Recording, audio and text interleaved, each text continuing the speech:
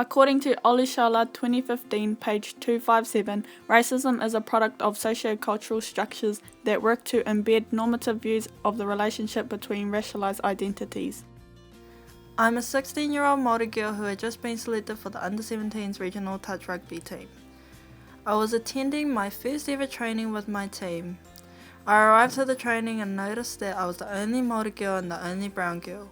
I remember all the girls looking at me sideways, but I thought that I was just being self-conscious.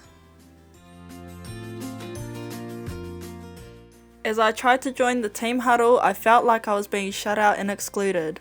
I walked around the circle trying to join in and become a part of the team. I wondered if I was being left out because I was not including myself as it was my first time. Alright girls, get to know one another, okay? I'm Sarah. I'm Brittany. Kyla. Megan. Tira, Before I could even finish, I was interrupted by the other girls' condescending comments. I felt humiliated and invisible, like they didn't want me to be there, like they didn't even want to acknowledge me. This made me wonder if I would ever fit in. I could hear the girls calling me that brown girl and sniggering. Research by Hippolyte and Bruce, 2010, page 38, found that Māori teams and individuals were marginalised in representative sport from junior to national levels. This was shared by all the participants in their study. Okay guys, I want you to get in the pairs. Tyler, you're Tira. Why do I have to be with you? Because we're only two of our partners, right? I felt nervous, discouraged, hesitant and vulnerable. What could I do to prove myself? Through the use of Mostyn spectrum, the coach left them to make the decisions about the warm-up.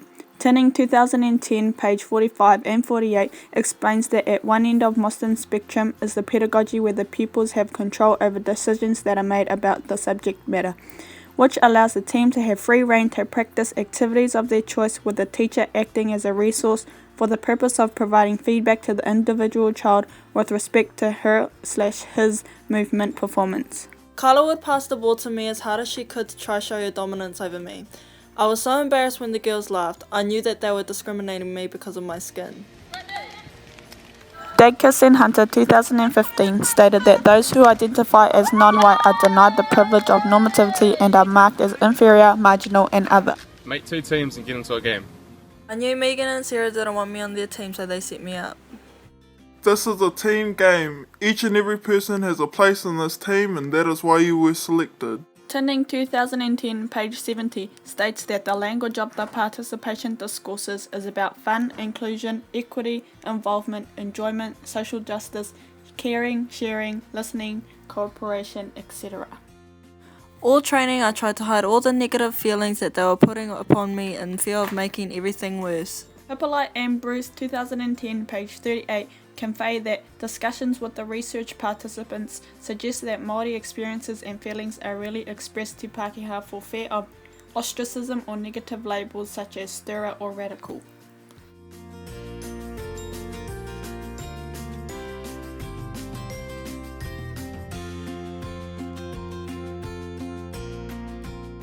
Girls look really shocked, especially Kyla. I heard the other girls say, "Wow, I didn't know brown girls could play like that." They underestimated my skills, but after seeing that I was just as capable as they were, they celebrated with me.